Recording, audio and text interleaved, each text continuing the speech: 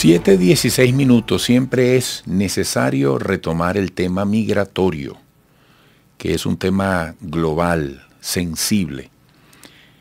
Un número cada vez mayor de Estados miembros de la Unión Europea están pidiendo medidas más estrictas para hacer frente a la inmigración irregular.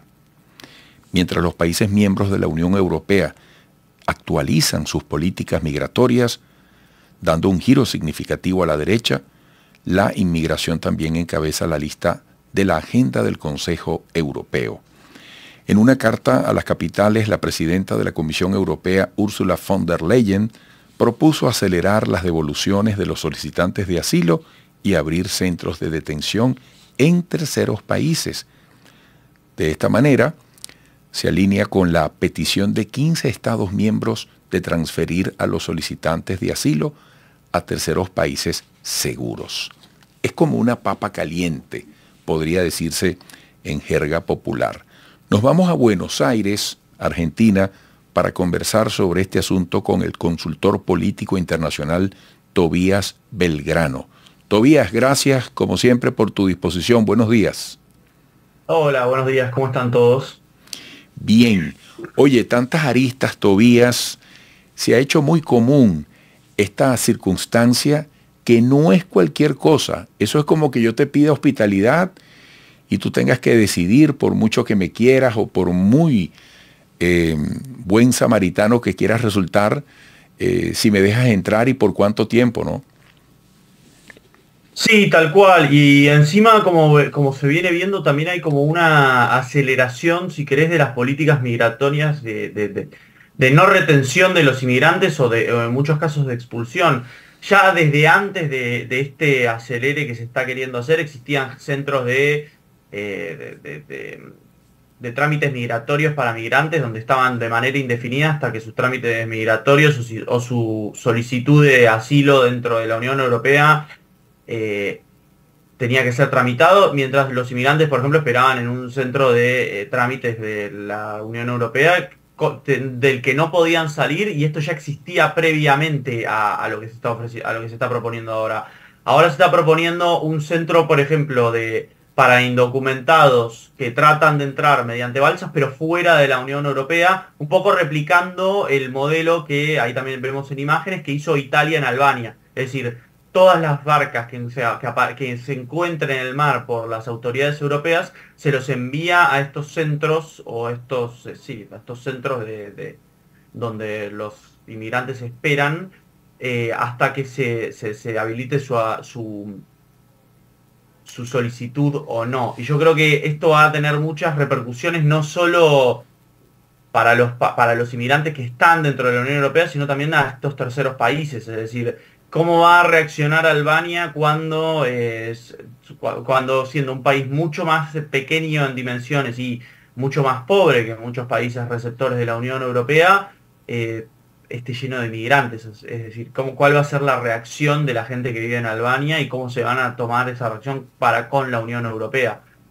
Fíjate, Tobías, por ejemplo, lo que estamos recreando en pantalla se ve muy bien intencionado, en orden, aséptico, pero ¿hasta qué punto puede ser sostenible? Porque estas son estadísticas muy duras, no son números solamente, es un proceso acumulativo que avanza como una bola de nieve, ¿no? Sí, yo creo que también es muy difícil, y en esto hay que darle la derecha, si querés, al presidente argentino. Es muy difícil desde el Estado poder controlar un movimiento tan grande de gente y tan ávido de gente que quiere entrar. Es decir, el freno masivo a los inmigrantes en países como los Estados Unidos o la Unión Europea es muy difícil, porque es muy difícil desde el Estado poder coordinar a una masa tan grande de gente para evitar para evitar los que entren. Es decir, fracasa en general en todos los países. O sea, es decir, si en Estados Unidos el segundo idioma cada vez es más el español, quiere decir que que están fracasando estas políticas migratorias para evitar que la gente entre. Y todo se da en el marco de estados de bienestar o países del primer mundo que se encuentran cada vez más en crisis y cada vez más incapaces de recepcionar a estos inmigrantes que ya desde antes estaban queriendo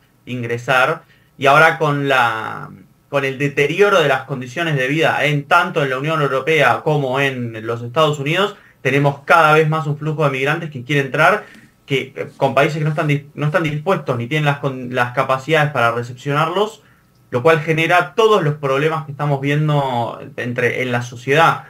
Países como Inglaterra, que era uno de los países que en general era modelo de integración de los musulmanes, en comparación sobre todo con Francia. Cuando se comparaba Francia e Inglaterra, uno veía que Francia era mucho más hostil y mucho más propenso y proclive a intervenir no se puede usar el velo en las escuelas, no se puede usar el traje de baño, la burkini en la playa.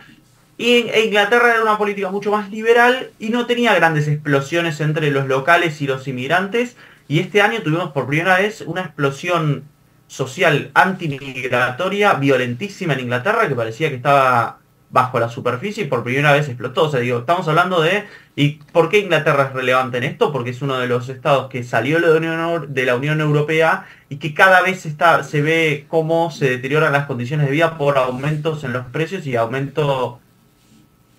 por un declive productivo por haber salido de la Unión Europea.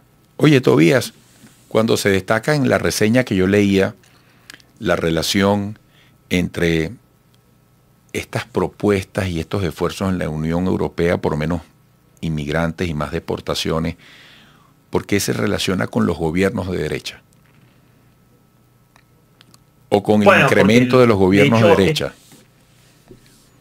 Bueno, en realidad los gobiernos de derecha podemos decir que vienen de atrás reclamando porque esto se lleve adelante. Si querés, lo novedoso es que las autoridades de la Unión Europea, que siempre hablaron desde un lugar de integración, de una Europa abierta al mundo, que la presidenta de la Comisión Europea, Ursula von der Leyen, esté promoviendo esta carta que enviaron a los Estados miembros, donde la migración es el tema de agenda de la reunión, de la cumbre que se va a dar en Bruselas estos 2 días, te está hablando de un giro de las autoridades que siempre se mostraron mucho más proclives a ser más abiertos con la cuestión migratoria, a un reconocimiento implícito de las demandas de gobiernos de derecha o de ultraderecha en Europa que buscan reivindicar la identidad europea nacional frente a un gobierno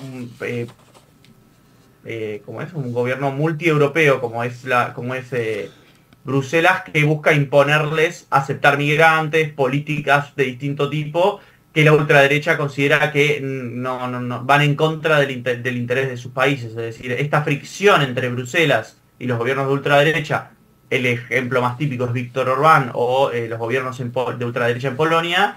Lo que vemos ahora es que implícitamente la Unión Europea parece como reconociendo muchas de las demandas de estos Estados miembros, porque cada vez más es un problema para más estados la incorporación de los migrantes, por esto que decíamos antes, la crisis y el aumento del costo de vida, sobre todo en el caso de la Unión Europea, aparejado a la guerra en Ucrania, que aumentó los precios de todo básicamente, por el aumento de la energía, que derivó en aumento de precios a nivel general. Es un reconocimiento de esa problemática que venían reclamando los gobiernos de ultraderecha. Me parece que los gobiernos de ultraderecha ya existían por este problema y la Unión Europea los estaría reconociendo muchas de sus demandas. Tobías, muchísimas gracias. Qué interesante escucharte. Esperamos seguir contando contigo. Un abrazo desde Caracas que llegue allá a Buenos Aires.